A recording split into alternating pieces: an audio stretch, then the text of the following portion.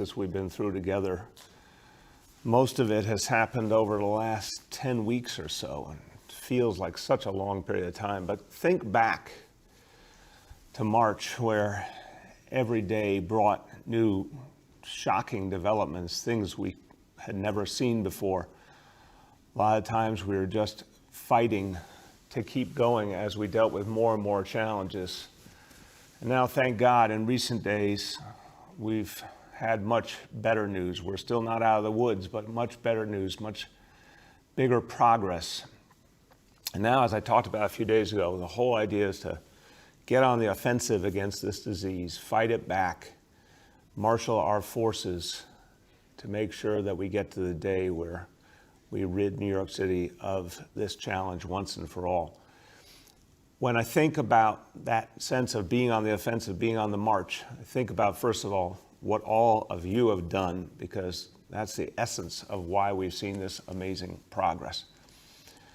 I also think about the fact that as we fight back this disease, we're going to fight back the many, many challenges it has laid bare, most especially the disparities we see in communities around this city, the healthcare disparities in particular that have been so striking and painful in this crisis. We were all doing everything we could in the first weeks just to make sure that we could save as many lives as possible. Now we're going to not only save lives, we're going to fight these disparities in so many ways going forward. So we talked about what it took to save lives, to protect people, particularly in the areas hardest hit.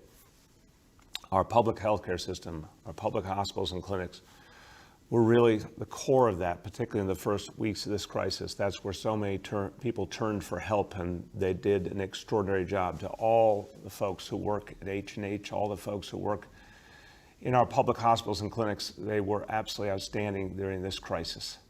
And that was, in many ways, the first place we had to focus. Now we are focusing more and more on all the other ways we can reach communities that have been hit the hardest and need the most help.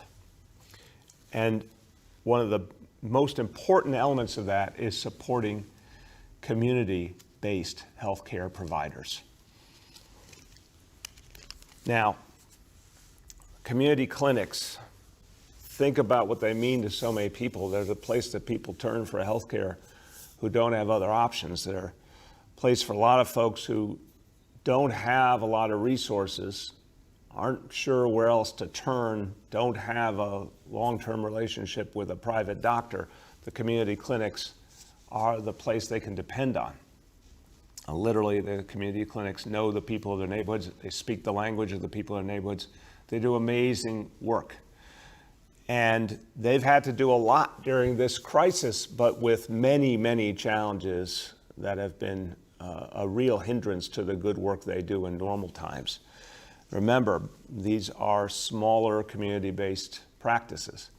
So their financial situation has really been put through so much. There's been a lot of strain during this crisis. It's been hard to keep the personnel they needed as they've dealt with so many new challenges. They have always a need for more technology to deal with an ever-growing demand.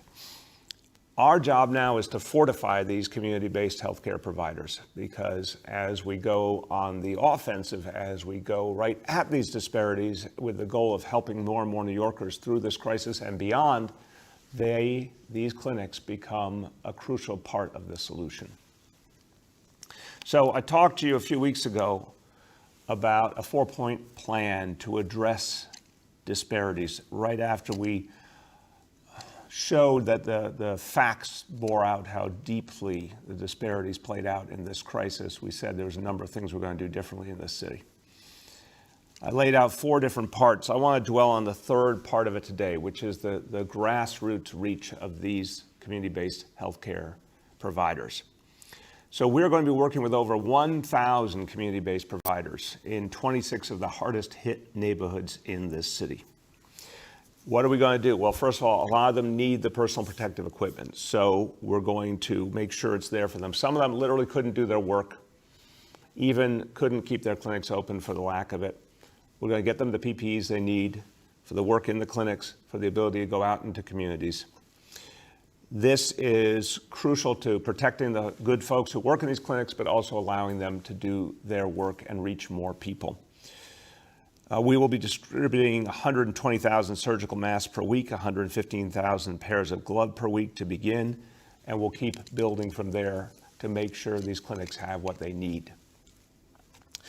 Of course, like so many other parts of our healthcare system, these clinics were often shorthanded during this crisis. They had to deal with those that they lost who were sick, and they had to deal with the fact that they had immense financial strain and couldn't afford to keep people on their payroll.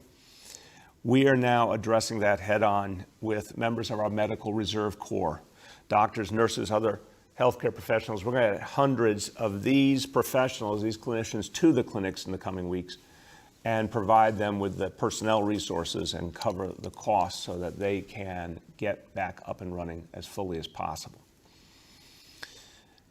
Telemedicine, we've talked about this before. This is a crucial piece of the equation. When it comes to the clinics, telemedicine is also important, not just what we're trying to do with our public hospitals and clinics, health and hospitals, not just what we're trying to do with phone a clinician. We talked about that a few days ago, but the telemedicine that can be done with a community-based clinic. They know their patients, they know the people they have long-term relationships with, but they're not historically using telemedicine as a crucial tool. We're going to help them now do that more and more.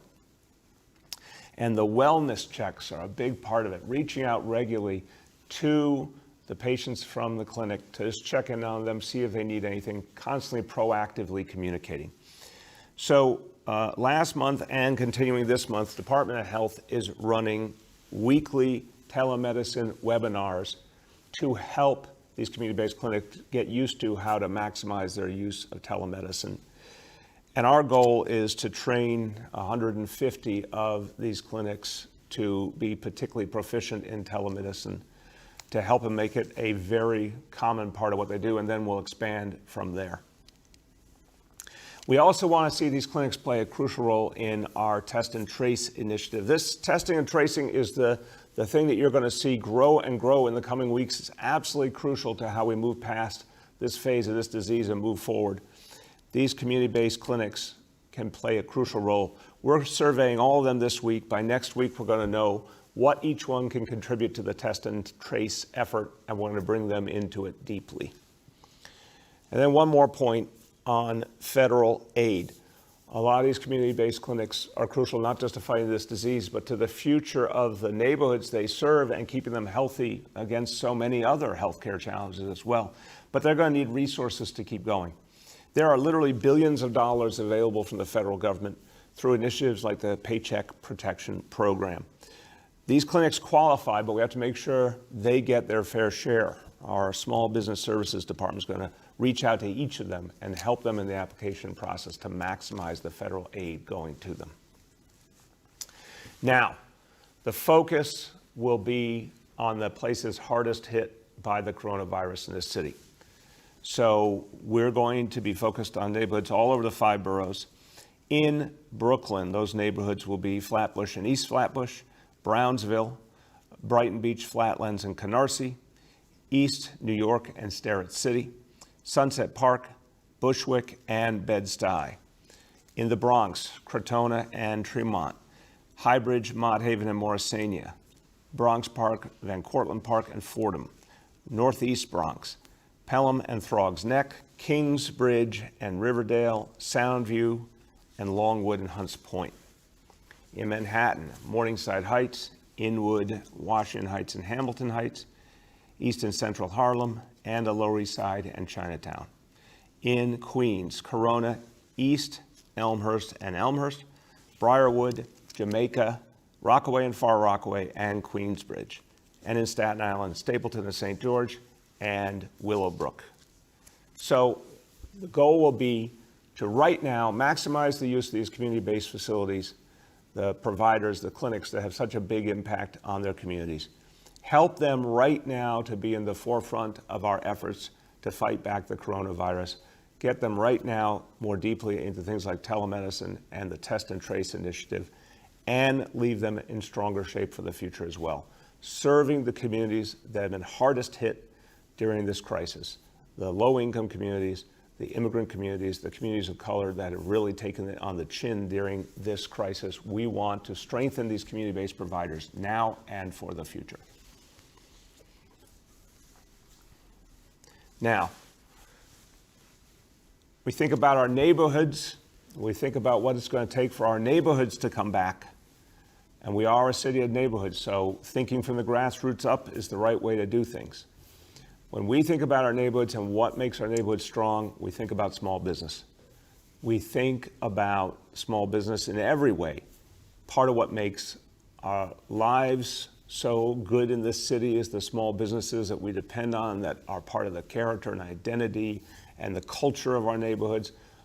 Of course, they're also huge employers. When you add up all the small businesses of New York City, the mom and pop stores, and all the kinds of small businesses, that's where so many New Yorkers get their livelihood, and small business has gone through so much during this crisis. Small business makes New York, New York. When you really think about so much of what we emotionally identify with, so much about what we care about our city, it comes back to our small businesses. So we're going to have to do a lot to help them back. Many are going to struggle coming back. We've got to save as many as possible, help as many as possible on the road back. On Friday, I had a call with a group of small business owners. In this case, smaller bars and restaurants. They're a group called the New York Hospitality Coalition. And they wanted to help me understand what they were going through and what they needed to come back. And what was so clear on this call was these are folks, like every small business owner, they put their heart and soul into building up their business. It was something that was really a part of their identity. It was they put themselves into it, and they would do anything to keep their small business going. And they had a deep sense of being there for the people who are their customers, who are the people in their neighborhood that depend on that small business. They, each and every one of them, wanted to come back, not just because it was their livelihood and what they had created, not just because they cared about the people who worked at their small business, but because they knew their neighborhoods depended on them. So hearing their voices, and I'm going to be talking to many, many other people in the small business community going forward, reminds me of everything we're going to have to do. At the beginning of this crisis, we did what the city could do with a $50 million loan and grant program. Obviously, a huge, huge federal program, hundreds of billions of dollars has come into play since then, although there are many challenges with small businesses accessing it, and we're still fighting to help them get that done. But we are going to need much more to help small business going forward. And we're going to have to find new sources of support for small business. To say the least, this is not going to be business as usual. We are going to have to find ways to help small business that are different than anything we've ever done in the history of New York City. We've got to maximize, of course, the federal aid to small business and state aid to small business, but we're going to have to do some things differently to find a whole new type of support for small businesses to help them back on their feet and help them stay on their feet going forward. So I have two personnel announcements today that are related to the new approach we're going to take to small business in this unprecedented time. First of all, I am creating a new position as senior advisor for small business related to the COVID-19 crisis. And I'm naming to this position Greg Bishop. Greg has served as our Commissioner of Small Business Services since 2015. He's done a great job, and he has been the voice of small business owners all throughout the city government. I've talked to so many small business owners who appreciate deeply what Greg does. He understands the small businesses of this city. He's going to bring that expertise to bear to help us develop a whole new approach to bringing resources and support to those small businesses. He'll work closely with our public-private partnership czar, Peter Hatch, who's been doing a fantastic job bringing in philanthropic support and support from the business community locally, nationally, internationally for New York City. Now we need a lot of that support to be focused on how to uplift small business and provide the resources for small businesses to get back on their feet and the ability for small businesses to have new customers, new revenue to keep them going in this new reality. I'll charge Greg with finding whole new sources of capital for small business. I know from having spoken with people in the philanthropic world that they understand that unless New York City small businesses come back, our neighborhoods can't come back the way we need them to. I think there's going to be a tremendous sense of generosity from the world of philanthropic organizations, many of whom have a deep focus on New York City already. Greg is going to be charged with tapping into that desire to help and building a whole new initiative to bring in those resources, but also to deepen the connection between larger businesses and small business. When I had a call last week as well with the heads of some of the largest businesses in New York City, and to their credit, they said they understood small business was hurting a lot more than larger business, and small business would be crucial to any restart and recovery. And they were already asking themselves, what could larger businesses do to patronize smaller businesses, to work with them, to provide them capital, to do things that larger businesses hadn't done so much before systematically with small business, but needed to do now for the good of New York City. It was a very heartening conversation. Greg Bishop is who I'm going to turn to take that idea and make it a reality and really catalyze that instinct we're seeing in the larger business community and bring it to bear to help small business. Now, given the important work that's happening, the everyday work of small business services, we needed a new leader to come in to be the commissioner following Greg, to pick up the work that he's done and deepen it in the next 20 months ahead in this administration. Because small business services every day is solving problems for small businesses, figuring out new ways to help small businesses. Even in normal times, that reality is going to be more and more complex now. But our Department of Small Business Services has proven itself time and again, it's going to take on more and more responsibility going forward. To fill the role of commissioner, I've chosen Janelle Doris. Janelle has done an outstanding job as our director for the Office of Minority and Women-Owned Business Enterprises. He's led a really systematic, energetic effort to expand MWBE contracts coming from the city.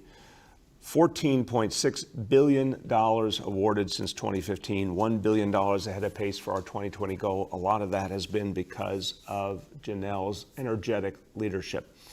So as the new Commissioner for Small Business Services, I'm going to ask him to look at every way that that agency can help small businesses in this recovery.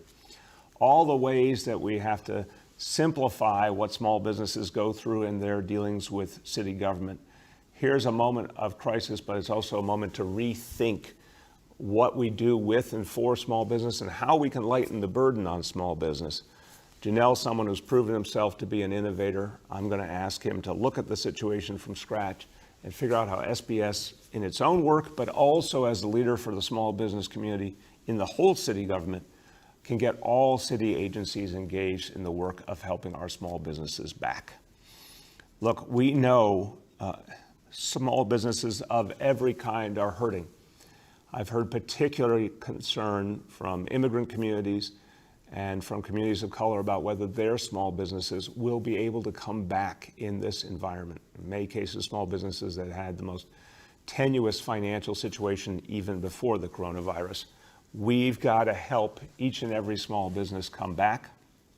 I know it'll be a huge challenge, but I want small businesses all over the city to know the city government is here for them, and we're going to find new resources and new ways to help, and that we can weather this storm together. So with Greg's leadership, with Janelle's leadership, I'm confident we'll be able to do a host of new things to help small businesses to get through and then become strong again as we move back to normal.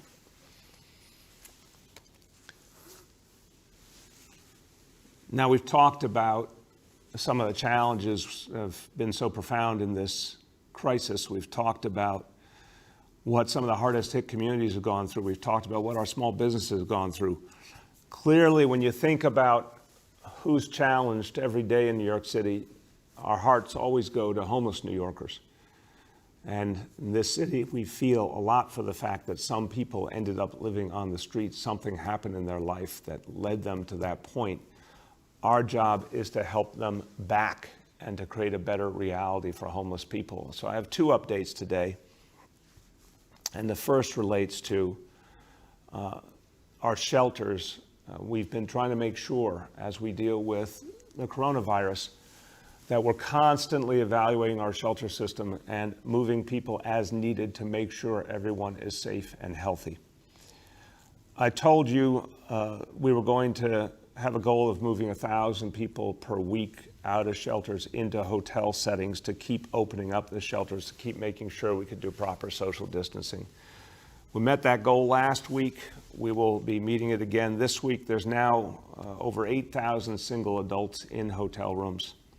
And we'll keep doing that as needed in the weeks ahead, and particularly as we build up our widespread test and trace initiative, which is going to help everyone, and that initiative will also be focused on our homeless shelters. Now, the second update I want to give, and this is something we've been talking about over the last few days, is what's happening with homeless folks who have been in the subways. And I keep telling you something historic is happening, and day after day, the facts bear it out. The new initiative that we put together with the MTA and the state, 6 days now, and 6 days that have been entirely consistent. Something really groundbreaking is happening here, something very different and very powerful. Last night, when the subway shut down for cleaning, our homeless outreach workers and specially trained members of NYPD were out there to help homeless New Yorkers, to offer them a chance to come in and get support. 261 homeless individuals were engaged. 139 of them accepted help. 116 went to shelter, 23 went to hospitals.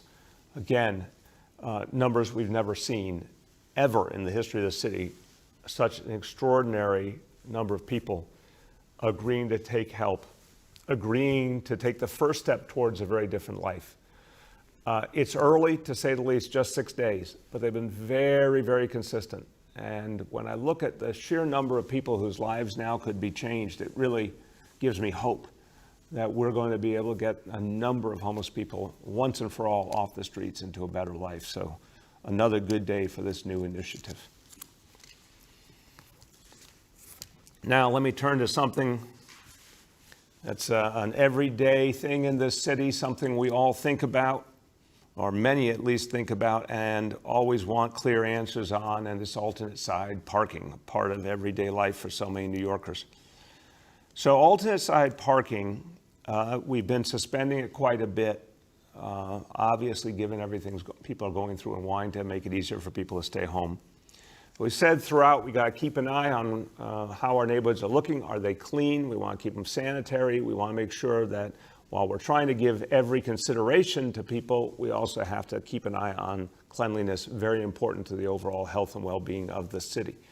So we've suspended alternate side many, many times in the last 10 weeks. But now we do see a number of areas in the city where some litter is starting to add up, and we're concerned. So we're going to do something a little different this coming week, and then that will help us reset for the future.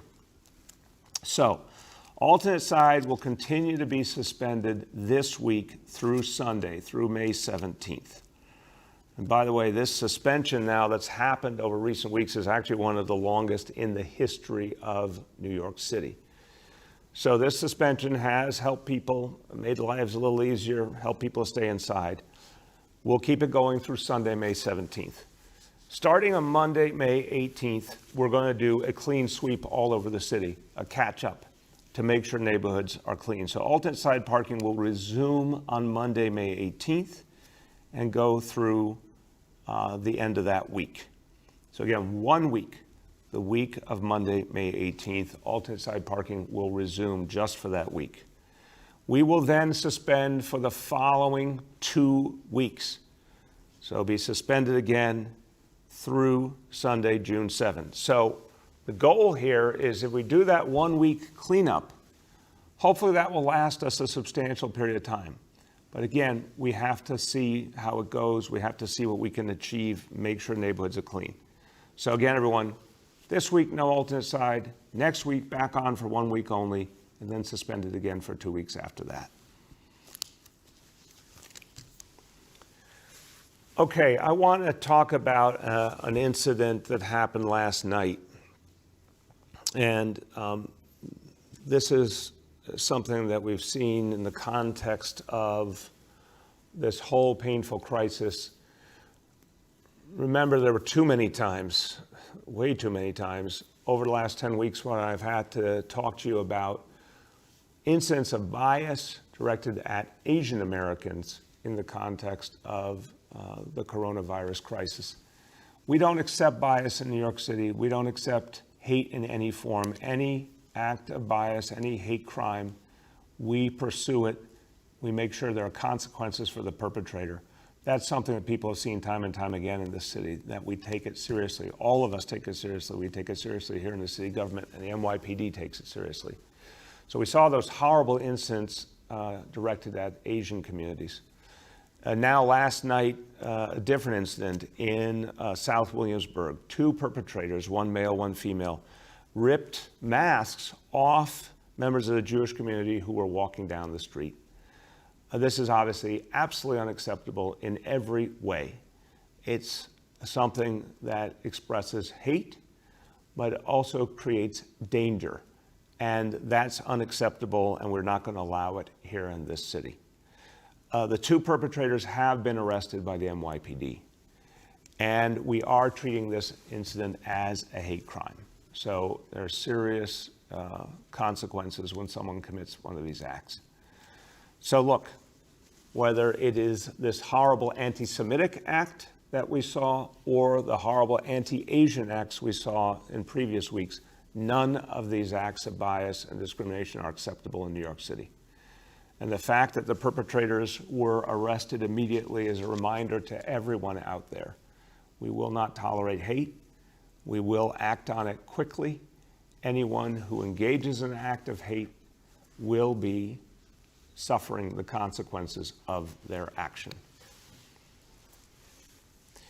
Okay, every day we come back to our daily indicators.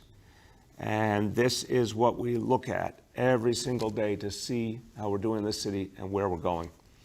Today, I have good news, and this is really wonderful to report to you because it gets back to what you've been doing. Every time I get to give you good news, it's just a reflection on all of you, because New Yorkers are taking shelter in place so seriously, social distancing so seriously, face covering so seriously, and it's making a difference. So the indicators today show at first the daily number of people admitted to hospitals for suspected COVID-19. That is down from 69 to 55. And boy, look at that, two things to see here. One, down, and down substantially. That's great to begin with. But down to just 55. We are not out of the woods, but when you see that number go down as low as 55, that sure is heartening compared to where we were. And a credit to all of you. Daily number of people in ICUs across our public hospitals for suspected COVID-19. It's down. It's only a little from 540 to 537, but it's still down. And that is progress. And the percentage of people tested positive for COVID-19 citywide down from 17% to 13%. So this is exactly the kind of day we want to see. Now let's see if we can stretch a number of these days together. And that'll be the signal that it's time to start talking about relaxing some of these restrictions, but first we have real work to do to get there. A few words in Spanish. Estamos ganando esta lucha. Y es hora de seguir en la ofensiva contra este virus. Eso significa que tenemos que dar lo necesario a nuestras clínicas comunitarias para que puedan seguir ayudando a los neoyorquinos vulnerables. Juntos vamos a los vecindarios donde está más fuerte esta crisis y vamos a seguir salvando vidas. Okay, with that, we will turn to our colleagues in the media, and please remember to give me the name and the outlet of each journalist. Hi all, just a reminder that we have Commissioner Barbeau, Commissioner Banks, Senior Advisor Bishop, and Commissioner Doris on the phone. With that, I will start with Bridget from WNYC. Morning. Mr. Mayor, I know yesterday you spoke about the multi-system inflammatory syndrome and the number of cases in the city. So just two follow-ups on that. One, do you have an update? Are you still at 38 in terms of the number of cases?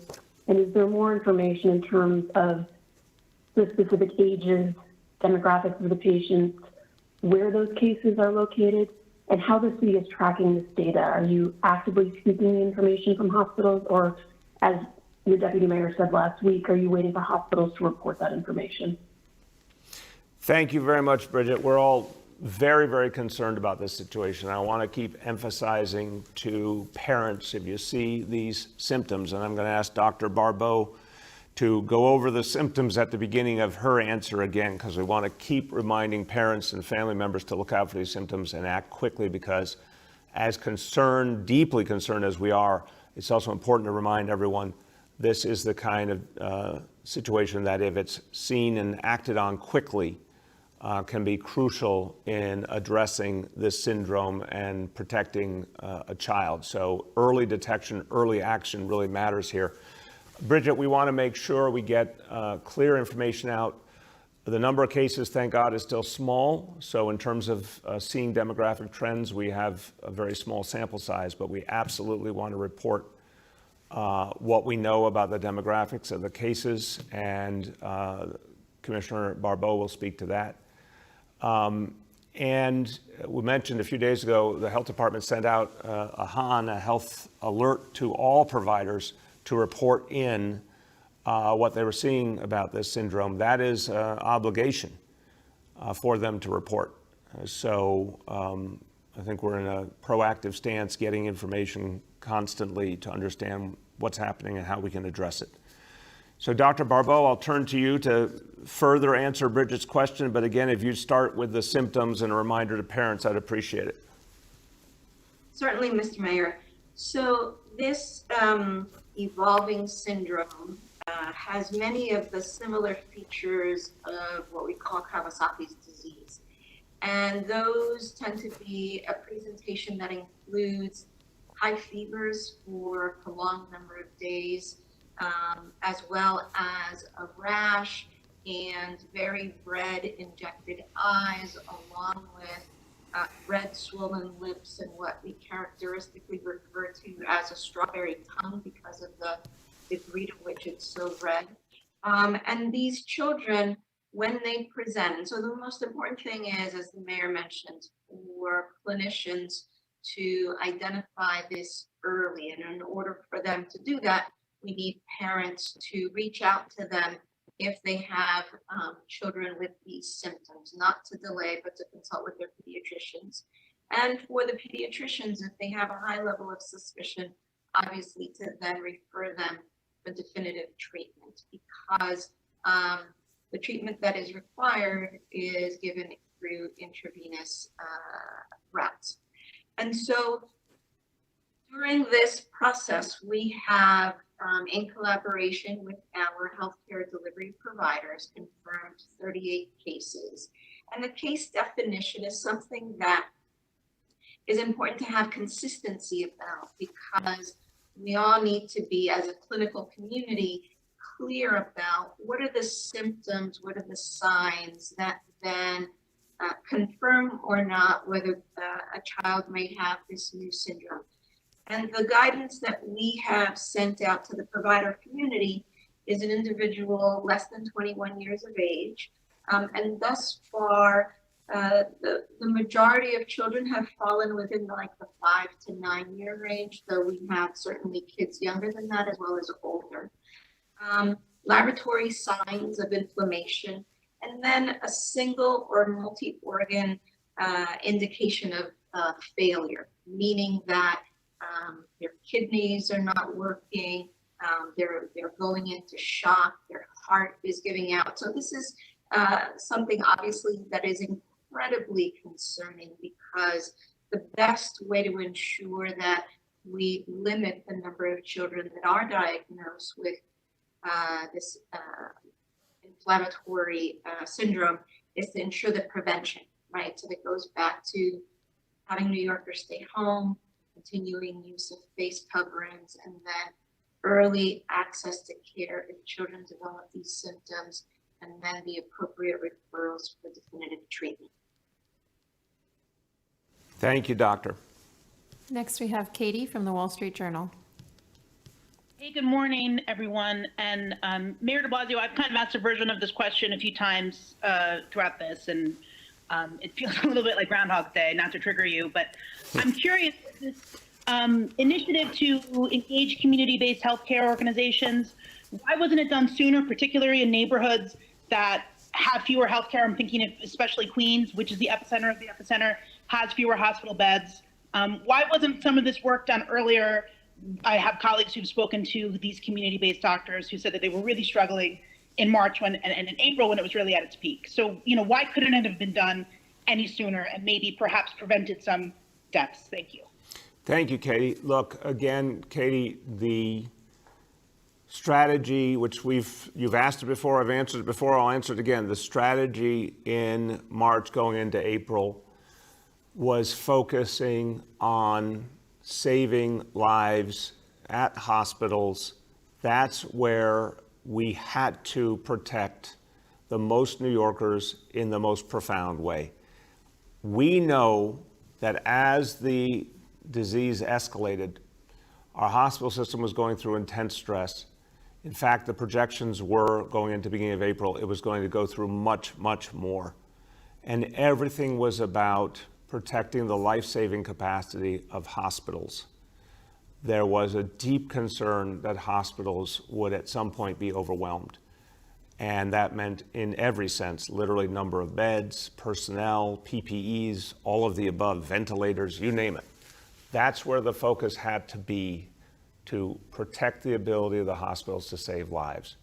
We only started to get relief as we got into the middle of April, and that's when also the disparity information came out, and we shifted a number of our efforts towards addressing the grassroots and addressing the disparities. So now we are going to continue to deepen those efforts. And of course, the central strategic thrust now is going to be test and trace, and we're going to bring these community-based providers into that as well. Next, we have Gloria from New York One. Hi, good morning. Two questions. First, on Kawasaki, I just want to get some clarity about the protections that parents should be taking for their children in terms of how this syndrome is spread, and how much is this now being taken into consideration as part of a possible reopening of schools in the fall. I also have a question on testing, if I may. Wondering if you could give us an update on where testing is at, and if the city's guidance has at all changed. I know in the beginning, the guidance was, not everyone should be going out and getting a test. If your symptoms aren't terrible, stay home, ride it out. But has that changed at all as testing becomes more available? Thank you, Gloria. I'm going to start on the testing and then speak to the syndrome and turn to Dr. Barbeau. The answer is absolutely the initial reality of testing. And remember, testing has been the central issue from day one, going back to January when we first called for federal support for testing. Still don't have the federal support we need. That's obvious.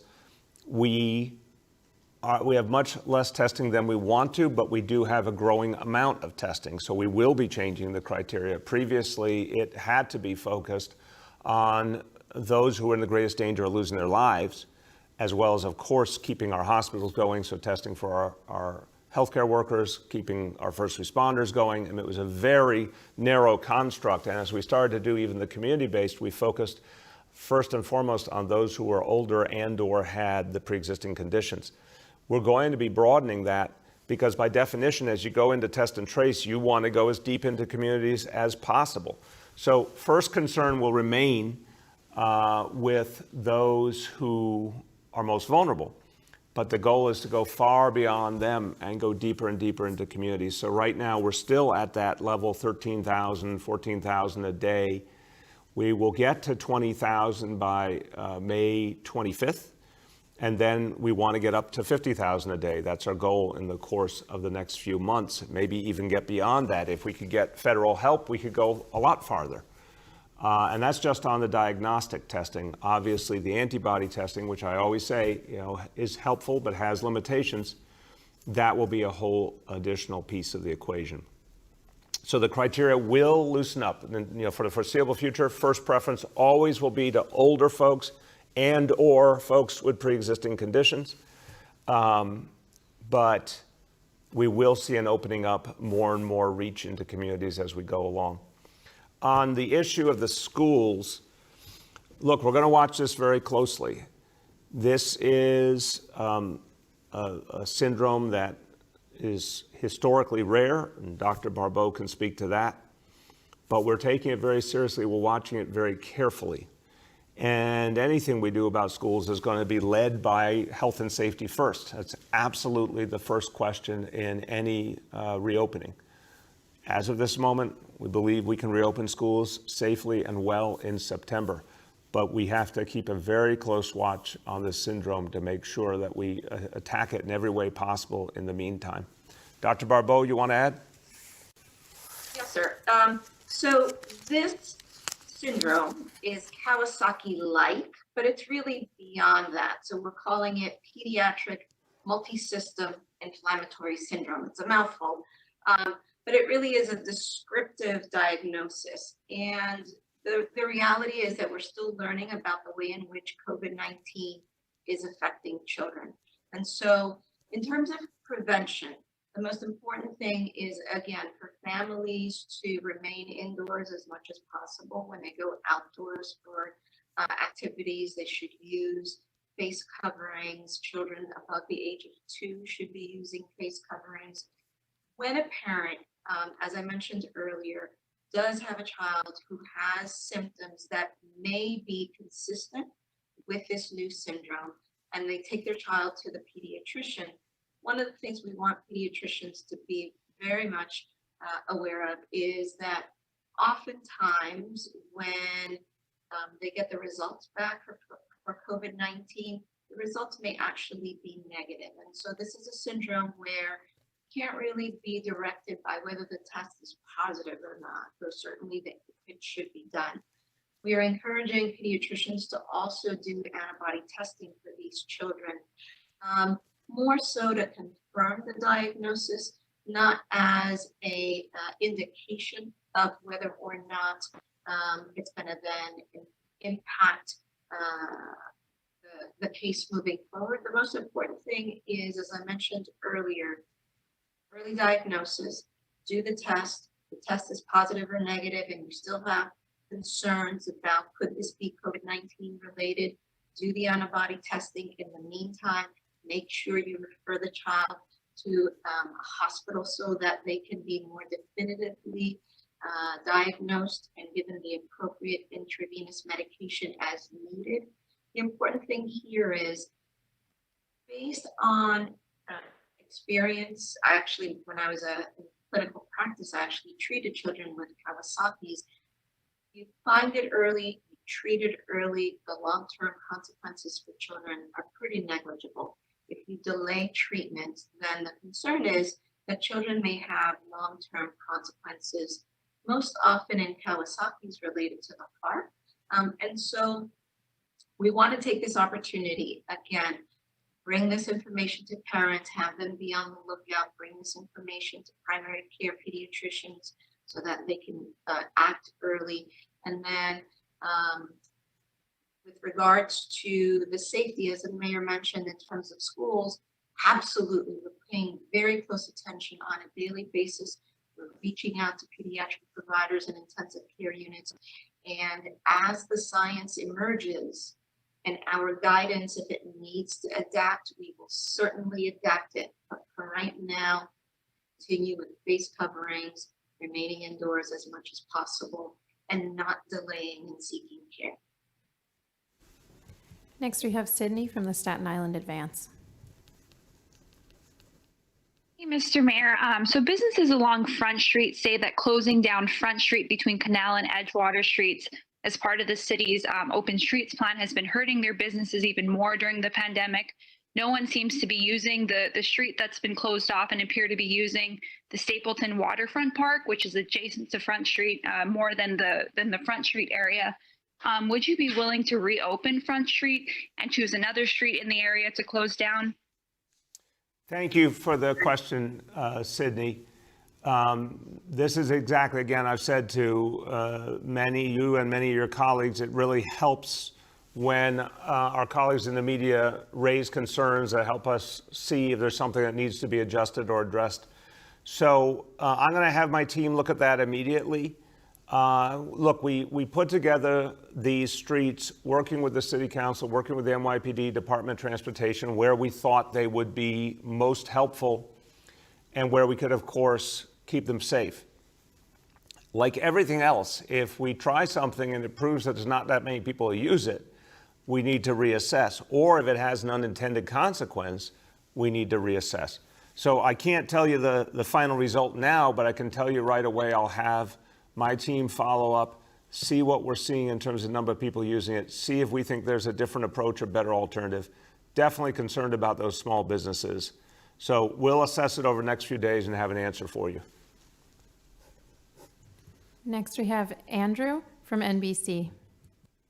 Good morning, Mr. Mayor and everyone on the call. Hope everyone is doing well. Good morning, Andrew. How you doing? Good. I have two questions. The first question is, Mayor, what is your understanding of the earliest date New York City non-essential businesses could reopen? Based on the governor's new executive order, it would seem to be June 7th, but I wanted to know what your understanding is of the earliest that could happen. My second question is on behalf of my colleague, Melissa Russo, who, of course, has been breaking news on the Kawasaki and related syndrome. Are there any changes being made to testing, and must the testing now routinely involve children to gauge overall exposure? Do children start to be necessary for the testing samples? Okay. Let me do them in the order you asked them, Andrew. On the reopening, look, so we have our daily indicators. The state has their indicators. We're all working together. They're all valuable measures. By both sets of measures, we're clearly not ready yet. It's May 11th today. What we can see in the case of both indicators is, the likelihood right now, unless something miraculous happened, we're going into June. So I think it's fair to say that June is when we're potentially going to be able to make some real changes if we can continue our progress. Now, Andrew, everyone who asks those kind of projection questions, it's absolutely natural. Every New Yorker's asking themselves the question. I get the question all the time from people. We got to keep bringing it back to the science and the data, because I've been critical, the governor's been critical, and a number of people have been critical around this country of places that decided to make their decisions without facts and the dangers that creates for their citizens. So we're going to always go by the data. It's been pretty good and pretty consistent. It's not quite been what we need it to be, but definitely trending in the right direction. But we need to see it sustained in a deeper way. Right now, that takes us into June. As we get close to the beginning of June, we'll be able to say if it's looking like things are really coming together, and then what are the areas where we could begin to have some flexibility. But I remind you, I keep using the word boomerang. We got to guard against the boomerang. And at any point, if the data started to change, that then delays the moment when you could do any kind of loosening of restrictions. We also know, and I gave the bad examples some days ago, of places that had to not only pull back on loosening, but then had to tighten up even further than where they started. So we have to earn it every day is the bottom line. And I think the right thing to think about is this conversation, end of May, beginning of June, is when we'll be able to start filling in the blanks. On the question, passing on Melissa's question, again, with real appreciation to Melissa for the work she's done here. We are going to do, throughout the whole healthcare system, we're going to be vigilant to see what's happening with this syndrome. And again, it begins with pediatricians and other healthcare providers looking for those symptoms in kids, and it begins with parents and family members immediately reporting if they see their children with these symptoms. So I want to really emphasize how we have the best chance of protecting kids and making sure they're safe, that early detection, early action. In terms of testing, I'll turn to Dr. Barbeau. Obviously, the testing is happening now more and more, as I talked about yesterday. For example, all health and hospitals facilities are now testing kids proactively with the antibody test as one of the measures to take in light of what we're seeing here. But that's in the case of kids who are already hospitalized, already have a problem. So the focus right now, again, is addressing kids and the symptoms, but definitely testing when you do see the symptoms. Doctor, you want to add? Yes, sir. What I would emphasize is if a pediatrician, in his or her opinion, has a child that has symptoms potentially consistent with COVID-19, they should by all means test that child. Do it in the outpatient setting, do it in the inpatient setting. There should be no limitations to a pediatrician's ability to test a child for COVID-19. Now, that being said, if they have a child who has symptoms they're concerned about could be this new inflammatory syndrome, they should take that test results with a grain of salt, meaning that if the test does come back negative, then they should also consider doing antibody testing. And really the important part is not delay referral or more definitive treatment if the child has symptoms that they think are consistent with this new inflammatory syndrome. Thank you. Next, we have Jeff from the New York Times. Hey, good morning, Mr. Mayor. I just have two questions for you. One from a colleague. Based on the NYPD's daily coronavirus reports, the number of summonses issued for social distancing offenses between March 16th and May 5th is at least 100 more than what you and the NYPD reported last week. Last week's data did not include instances in which officers used charges such as disorderly conduct to enforce social distancing, or when they found other violations such as marijuana possessions. That means the number of arrests and summonses stemming from social distancing seems even higher than you were saying. Why isn't the city releasing the full number and breakdown of these arrests and summonses? And how can you reach the conclusion that enforcement has been used sparingly without that data? And the second question is on alternate side street parking. It's been suspended for weeks and the city has remained relatively clean, you said. Has the city considered any permanent changes to alternate side parking?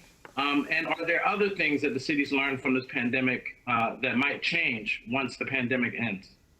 So, Jeff, I mean, your last part of your question is a vast one. And I think there are many things we're learning from this horrible crisis that are going to change the way we do things in the future. That's why, everything we're putting together now, the Fair Recovery Task Force, the internal task force on equity and inclusion, the sector councils, everybody's going to be looking at restart and recovery, but also lessons learned, painful lessons, things we're going to have to learn to address, but also innovations and changes that are coming. Telemedicine is a great example. The fact that we're seeing a lot of places now learning telemedicine that didn't before, and that's going to actually expand the ability to reach so many more patients. So, yeah, that's going to be a huge discussion going forward of all the things we're learning and we're going to act on. Alternate side, I would say what we're seeing in the short term is that because people's lives changed so profoundly, because there were so many fewer people on the street, there was so much less litter, there was so much less activity that we could be okay with a lot less alternate side. When you get back to something more normal, I think, there's a strong argument that you want to restore it fully, but that's not something we're going to deal with for quite a while. We'll certainly look to see if there's a bigger lesson that we can learn vis-a-vis alternate side that might change the approach for the future. I definitely think there's some places still in the city where we're doing, before all this, where we're doing more alternate side than is needed. So I think there's an opportunity here to reassess frequency for sure. But right now we're going to stick to, having this 1 week next week where we have a cleanup week and then go back to suspending it. And then as we come out of the crisis, assess what it means going forward. On the NYPD, I want to, again, always begin at the beginning. The NYPD is, at this point, for years and years, has been reducing the amount of arrests, obviously radically reducing the number of stops. In this crisis, even though we've made clear that we have to make sure that there is the opportunity to enforce when needed, the vast majority of the time enforcement hasn't been needed. The vast majority of New Yorkers are following the rules related to shelter in place and social distancing and face coverings. Enforcement has really not been needed on anything like a large scale. In fact, when you look at the summons activity, it is averaged out to fewer than 10 a day, 10 summonses for the whole city per day. It's really, really small. So we got to keep putting this in perspective. Now, the original numbers put out last week actually did combine specific summonses related to social distancing with some other summonses at the same time for other offenses.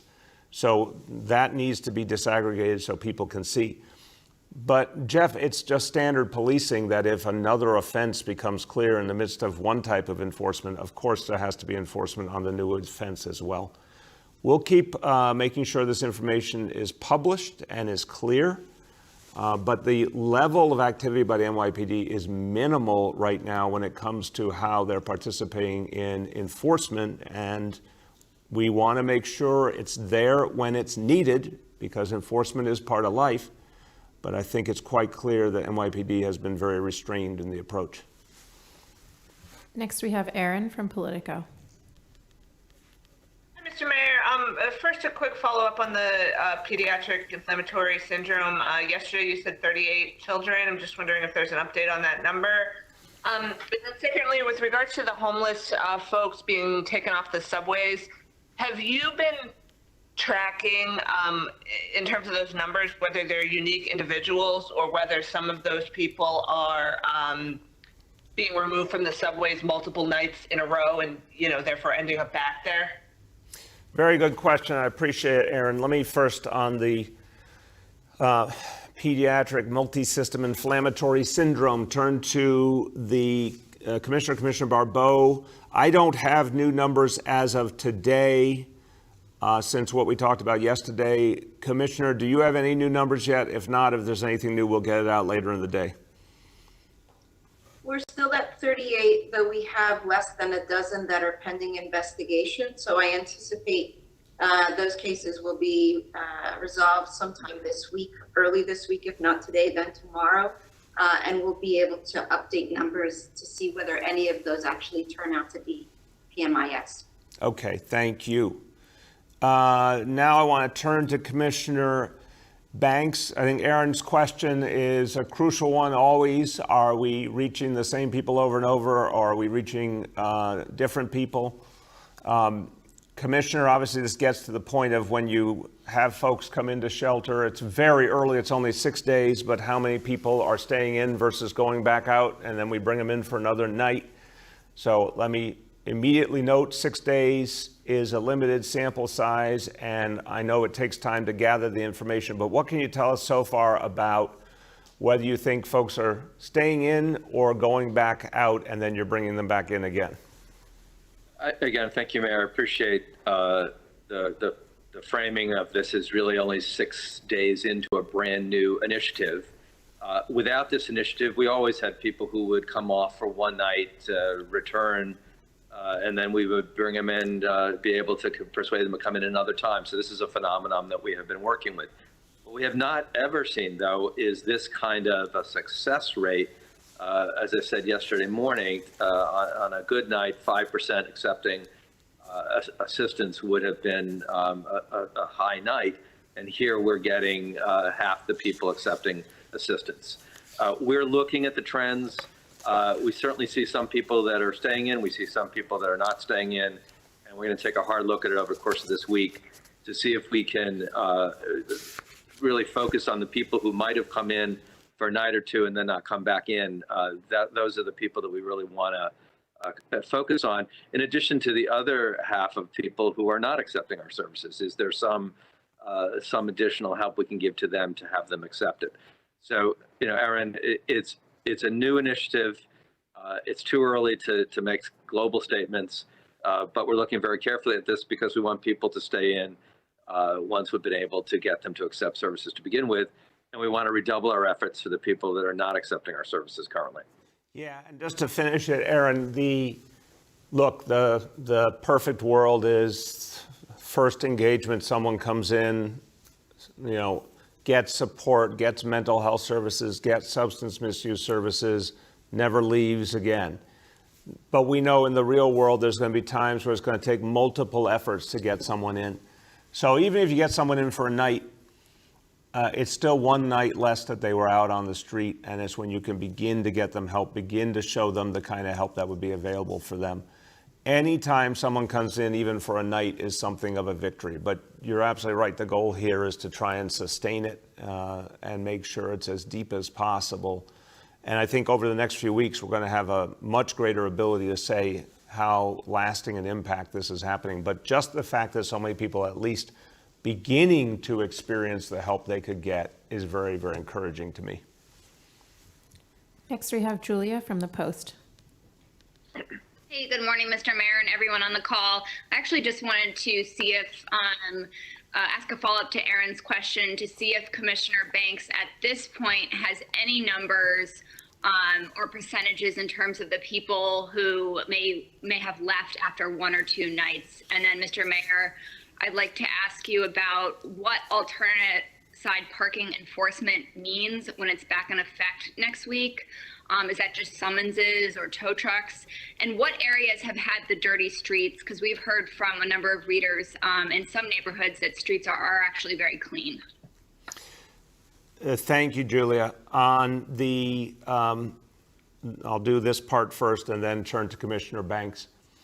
So we'll get you information today on what Sanitation Department has seen. Remember that for all these weeks, the Sanitation Department's out there surveying regularly, and the fact that we kept extending alternate side was, meaning not having it in effect, was because the Sanitation Department kept confirming that they were satisfied with the standards.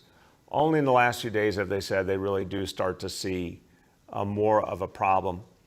And of course, the one thing we know about alternate side is it's applied citywide simultaneously. So if we see a problem in a number of areas, we have to turn it on everywhere to be able to be effective. But I think, what I've said from the beginning, I do not want to see us, even as we're fighting this bigger problem, end up with a city that gets dirtier and dirtier. There was going to be a point where we had to make sure if we saw a problem, it got addressed. And to do it for 1 week is, I think, a smart, limited way to do it. But we'll get you out the data that led to this decision, and it would be applied the way it normally is applied, with the same kind of approach to enforcement as would happen in normal times. Commissioner Banks, you want to answer the other part of the question? Yes, just very briefly, Julia. As I said in response to Aaron's question, it's really too early to tell, and it's particularly. We had the curveball in the middle of this of a code blue on 2 nights in May, which is not something that typically happens. And during code blue, we typically are able to bring people in for a night or two and under circumstances in which people would not accept services. And I think, as you saw in the numbers of engagements on Saturday night into Sunday morning and Friday night into Saturday morning, that we had higher numbers of engagements and higher people accepting services on those nights.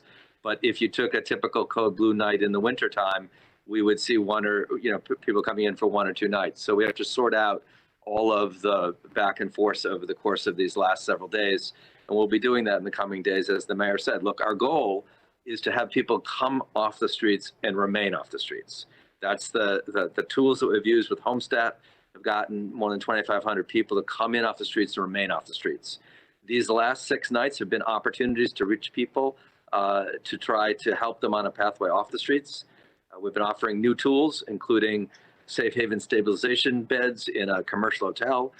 We've brought on new safe haven beds in the middle of the pandemic in order to offer new tools to our outreach workers. And when we have a body of work that's a little bit longer, we'll be able to reach some conclusions about how we're doing in terms of people remaining inside. If we can get someone in for 3 nights, it's an opportunity to know them better and to be able to offer things for them in the future that will keep them off. So every night for each human being is a victory to have a roof over their heads rather than be on a subway train. Next, we have Henry from Bloomberg. Hello, Mr. Mayor. How are you doing today? Good, Henry. How about you? Good. My question has to do with whether or not the city has given any thought to separating the comeback from the lockdown by the amount of risk involved in certain parts of the population, mainly age. Old people are particularly susceptible to, serious complications of this disease. Is it possible that you will have a kind of bifurcated advisory in which older people over 65, are asked to continue to shelter in place, while people who are at less risk may have a little bit more latitude in the amount of freedom, if you will, that they can go about the city? Well, it's a very smart question, Henry, and it's the kind of thing we have to look at as we get toward the point of being able to relax restrictions. But again, I keep reminding people, 1, we're not there yet, and 2, we have to prove consistently that we get to that point and cannot count our chickens until they're hatched. So we're constantly looking at these indicators to see if we get to that point, we can do some opening up. But remember, even if you do some opening up, initially, it does not change the basic rules of engagement. You still want people to practice social distancing and wear face coverings, and you still want folks who are particularly vulnerable to take extra precautions. So I would say your question is a good one because it helps us all start thinking about the fact that the first steps towards reducing restrictions and opening up, certainly those first steps in particular, do not change the basic rules of engagement. And in fact, I would argue we'll be well along the way. Months ahead, we're still going to be practicing a number of these precautions until we really get to a point that this disease is so limited in this city that we can anticipate, something very different.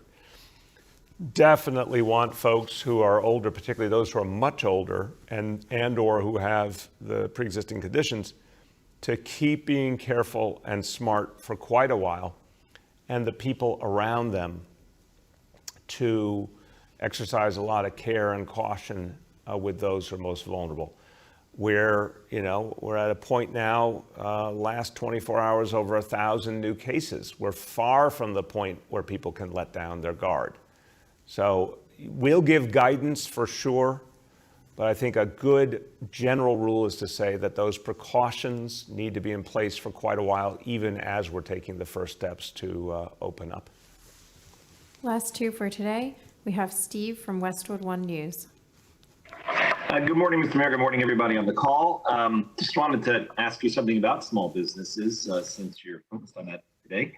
I've been talking to small business owners around Brooklyn, and many of them are wondering what they'll be able to do and how soon they'll be able to do it. Specifically, they're wondering if they can be open soon for curbside pickup only. In other words, the same way that restaurants can fill orders for takeout, would it be possible for small business owners to take orders over the phone or online and then fulfill those orders at the door front without having people inside their stores? They say they're hurting so badly, they have to pay their rent. The city needs the tax revenue. They're wondering if that's an accommodation that can be made soon.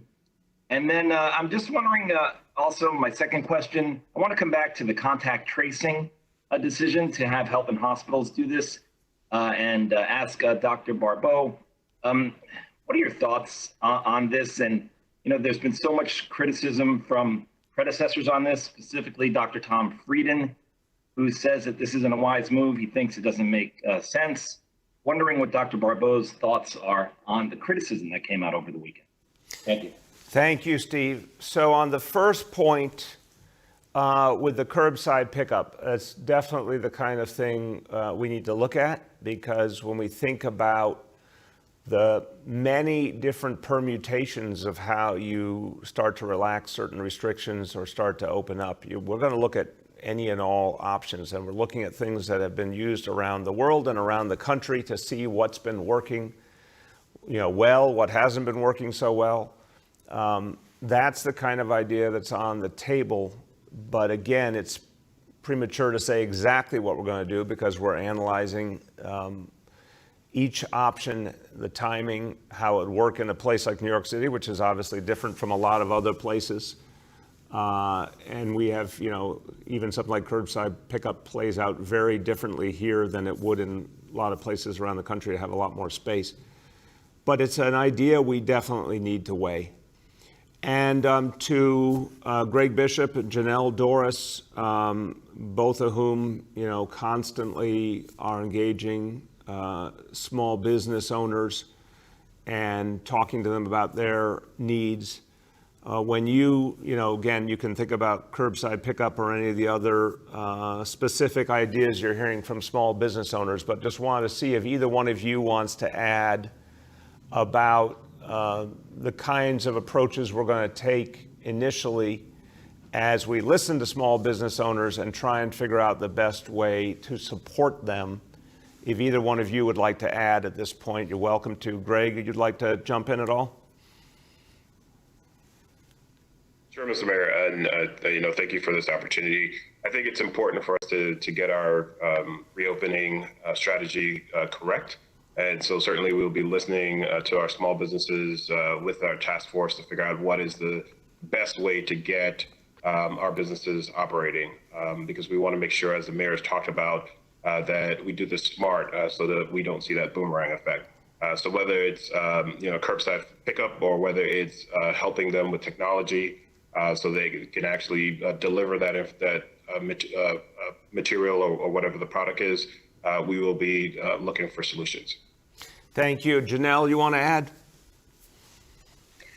Yeah, Mr. Mayor, I believe that the best place for us to find the solutions, as you said earlier and also as Greg mentioned, is really by engaging our small businesses, trying to figure out what will work for them. And I think part of our role as SBS going forward is really to strengthen and extend our reach and communication with those small businesses, and then figure out ways we can advocate for them on both in the city level, but also on the federal level. And I think some of the resources that is needed, particularly from the city and from the federal level, we can help them get there. And so we're going to be laser focused on this. We're going to increase our communication to those businesses and get greater input and what they think can actually work for them in their particular business, because every business is different. One business may ask for curbside pickup, others may need some sort of a different approach. And so we are open to everything. And as I said before, as we assess, we will definitely come back with recommendations concerning those requests. Thank you, Janelle, and thank you, Greg. And again, congratulations to both of you on your new roles. Steve, the question you asked also reminds me of, I mentioned the call I had Friday with the Hospitality Coalition, and it was very interesting to say to them, what percentage of capacity do you need to have to be able to come back effectively? What kind of distancing guidelines do you need? And this was one group of small businesses, but they said, from their point of view, they would rather wait till a point where things were substantially more normal. They could have, bigger capacity, fewer precautions to be able to create, the atmosphere and the service that they historically provided as close to what they had before as possible. So it was interesting to hear that perspective that, you know, some businesses I think are going to understandably want to come back as quickly as they can and be able to come back as quickly as they can and provide something like the same service effectively, maybe with a methodology like curbside pickup. Others are going to be much more sensitive to needing to get qualitatively closer to where they were, even if that means waiting longer. So it's all about listening to them. This is why we've set up these sector councils and why we're going to be in such constant engagement with the small business community, because we got to figure out what will actually work for them and be viable. On the second question, I'll turn to Dr. Barbeau, but I'll also say, Steve, look, I respect anyone who served in public service. I really do. But folks who are now doing other things and offer their criticisms and critiques, you know, we always understand it's different when you're in the middle of the fight versus folks reflecting back on previous service. We're in the middle of the greatest healthcare crisis in this country in a century. No one has gone through anything like this in our lifetimes, except for the people serving on the front lines right now. So when we determined how to do test and trace on an unprecedented level, we wanted to bring together the vast operational capacity of health and hospitals, which is in every part of this city, with, of course, the expertise of the health department, and we've combined those in this effort. But I would just caution, I mean, criticism and critics are a part of public life, but it's particularly important to remember when people are criticizing related to something that's unprecedented, to put that in perspective. No one's ever tried to mount a test and trace operation on this scale, and it's not just the testing and tracing, it's the hotels, it's the transportation, it's the food, it's everything that has to go into the isolation initiative. This is a vast undertaking, and that's why we had to put together the pieces to do something on a scale never seen before. Dr. Barbeau. Thank you, Mr. Mayor. So, as I've said before, I am incredibly proud of the dedicated and experienced staff of the health department who have been working day and night on this response, and people who have experience in tracing contacts all the way from things like TB, HIV, Ebola, most recently measles. And so we're committed to bringing this world-class expertise in tracing, to bringing this public health emergency to an end as quickly as possible. Thank you. Last question for today, Shant from the Daily News. Morning, everyone. On pediatric multisystem inflammatory syndrome again, just given how common, symptoms like fever, rash, and vomiting are among children, I'm wondering if you, Dr. Barbeau, can give some more specific guidance on when parents should seek or get in contact with their medical provider. For instance, is there a time period they should wait before they should do so? Also, on the new rules in small business, Mr. Mayor, just wanted to ask what you would say to criticism that the city should use, existing infrastructure to deal with the coronavirus response, as opposed to, create lots of new task forces, roles, and potentially red tape. Thank you. Thank you. Let me go to Dr. Barbeau with this preface, and I say it as a parent. Shant, I think when we see something like this, and we're seeing it come up in the last days intensely, again, we're trying to send a really clear message to parents. Take this seriously, act quickly, report it to your doctor immediately. Yes, you're right, Shant, some of these specific symptoms are not particularly unusual in kids, but we're in an incredibly unusual moment in history. So if a parent sees these symptoms in a child, get your healthcare provider on the phone immediately. We'd like people to be really energetic about that, again, because this is a particular reality with this syndrome that if it's caught early, it can be addressed. And anyone who does not have a provider, does not know where to turn, can call 311 and get connected to a health and hospitals clinician. So we want parents to do that. Dr. Barbeau, you want to add to the way you would talk to parents about, and you obviously know plenty about pediatrics, how to discern that moment when it's important to pick up the phone to their doctor. Yeah, No, that's a really important question, and I'm glad you asked it, Sean, because, as a pediatrician who is in clinical practice, you're absolutely right. I mean, those symptoms in and of themselves are really common symptoms. I think what we're looking for in terms of giving parents that greater guidance is that when these things come together, or when, their child has fever that doesn't seem to be going away, the kid is off. I think that's when I was in clinical practice and I would get a call from a parent, as soon as they said, my kid is off, then that is a signal that a deeper conversation needed to be had. And so I think that's what we're asking parents, that if your child has a fever, they're running around, they look great, their appetite is fine, then you're probably okay waiting it out and seeing. But if they have a fever, their energy level is off, their appetite is off, they're developing a rash, their lips look extra red, their tongue is looking extra red, those I think are the early signs that we want parents not to discount them and say, oh, they'll be better tomorrow, but to reach out to your pediatrician, have that conversation, and then do the testing if your pediatrician thinks it's indicated. Thank you, Doctor. Shant, on the other question about small business. So, look, we talk about the great unknown, and this is the reality we are facing with this crisis in general. But for small business, it's a profound set of challenges. I mean, when I've talked to folks in small business in the last weeks, they're presenting this series of questions they've never had to deal with before. They don't know what's going to happen in their relationships with their landlords if they don't own the building that they're in. They don't know when they're going to be able to get their customer base back, when they're going to be able to provide a service anywhere like what they did before. And again, for small businesses that don't have a lot of resources, they're profoundly worried about survival. So we do not anticipate being able to do what we did before, and considering enough, we have to do something very different.